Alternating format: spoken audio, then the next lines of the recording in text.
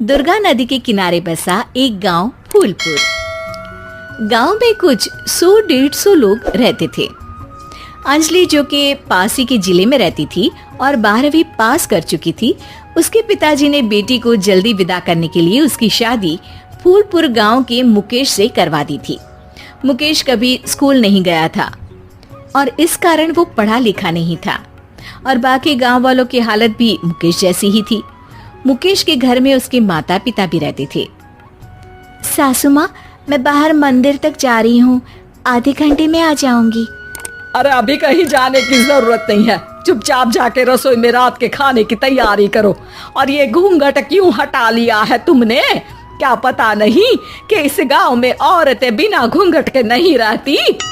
रात में अंजलि छत पर जाकर अपनी मम्मी से बात कर रही होती है। तभी गांव की 3-4 औरतें उसे देख लेती है और दरवाजे पर आकर उसकी सास से शिकायत करने लगती है।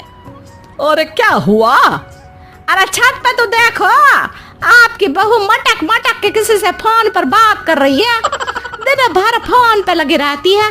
अरे कल तो मंदिर के पास वो क्या कहते हैं, सेल्फी ले रही थी। शहर की बहू रखना अच्छा शान की बात है, पर देखना इसके लक्षण से ये तो तुम्हारे परिवार को बदनाम ना कर दे। ये पहली बार नहीं था जब सास से गांव के लोगों ने अंजलि की बुराई या शिकायत नहीं की हो। अब तो ये रोज की बात थी। अंजलि ये सब सुन लेती है। जब वो नीचे जाती है तो मुकेश भी वहां आ जाता है। सास कहती है, बेटा, लोग घर आकर शिकायत करने लगे हैं बहू के कामों की। देख लो, पति हो, संयम से रखो इसे। माँ जी, मैं तो अपनी माँ से बात कर रही थी क्योंकि यहाँ कोई बात करने लायक ही नहीं है और अब मैं माँ के पास ही रहूंगी। वहाँ क्या रहना, वहाँ बाहर के लोग तो ठीक है पर घर के लोग भी इज्जत ना दे सके।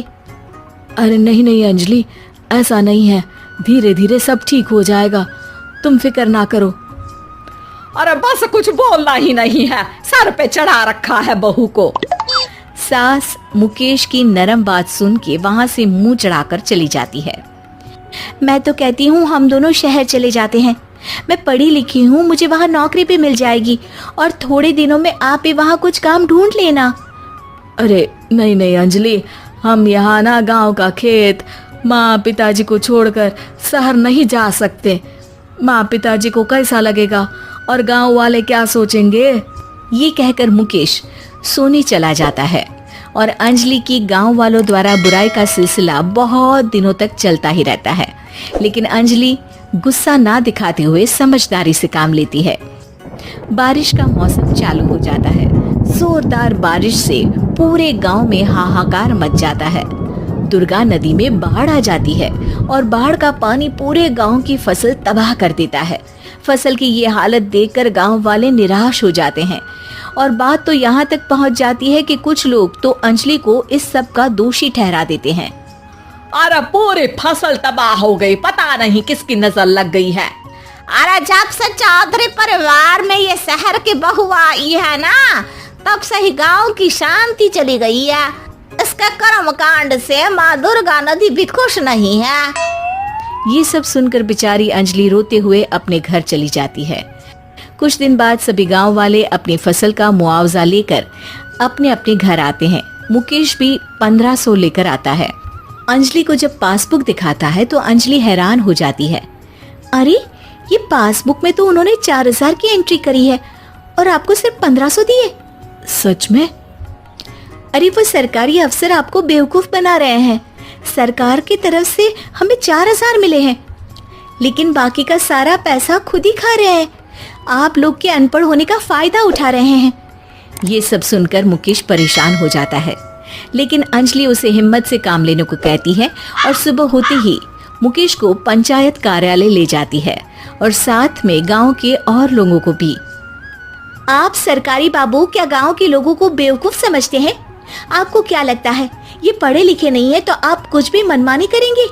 ये बेचारे दिन रात इतनी मेहनत करते हैं, ये हमारे अन्नदाता हैं और आप इनके साथ ऐसा धोखा करते हैं। अरे क्या बके जा रही है ये लड़की, किस धोखे की बात कर रही है? अपने कांड करके नदी माँ को नाराज करके हमारा नुकसान करके इसे चैन नहीं मिला क्या? सरपंच जी, इन सरकारी बाबू ने मुझे बेवकूफ बनाया है और मेरे हिस्से के पैसे खुद चट कर गए। बस ये सुनते ही सरपंच वहां से दुम दबाकर भाग जाता है। पता चलता है कि जनपद अधिकारियों ने गांव के सरपंच के साथ मिलकर सबके साथ धोखा किया है। सब लोगों का विरोध शुरू हो जाता है और आखिर में अधिकारी सब गांव वालों के हिस्सों के बचे हुए पैसे उन्हें लौटा देते हैं और कई दिन तक सरपंच गांव में लौटता ही नहीं। अंजलि, तुम नहीं होती तो हम गांव वालों को तो पता ही नहीं चलता कि ये हमें हर बार बेवकूफ बनाते हैं। हाँ हाँ अंजलि बेटी, हमें माफ कर दो।